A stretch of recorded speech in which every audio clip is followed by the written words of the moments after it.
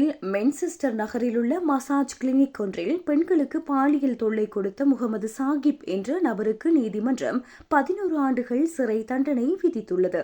விசாரணையின் போதே அவர் நாட்டை விட்டு தப்பியோடிய நிலையில் அவர் இல்லாத போதும் அந்த தீர்ப்பு வழங்கப்பட்டுள்ளது. சமூக வலைதளங்களில் சாம் என்ற பெயரில் தன்னை பிரபலப்படுத்திக் கொண்ட சாஹிப் முறையான தகுதிகளின்றி மசாஜ் தொழில் செய்து வந்துள்ளார்.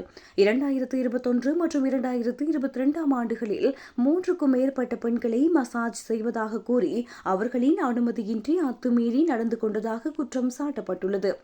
பாதிக்கப்பட்ட ஒரு பெண் கூறுகையில், சாஹிப் தன்னிடம் அநாகரிகமாக நடந்து கொண்டதாகவும் பயத்தால் தான் உறைந்து போனதாகவும் தெரிவித்துள்ளார். மற்றொரு பெண்ணிடம் வன்முறையாக நடந்து கொண்ட சாஹிப் அவரது உடலில் பொருத்தப்பட்டிருந்த மருத்துவ கருவி சேதமடையும் அளவிற்கு தாக்கியுள்ளார்.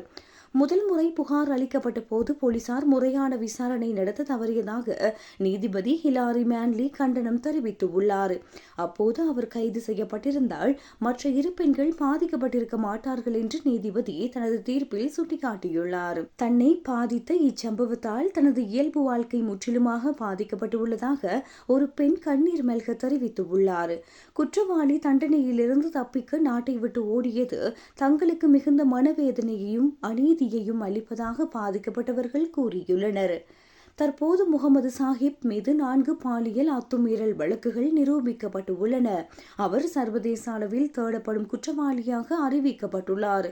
காவல்துறையினரின் அலட்சியத்தால் குற்றவாளி தப்பியது குறித்து மென்செஸ்டர் நீதிமன்றம் அதிருப்தி வெளியிட்டுள்ளது.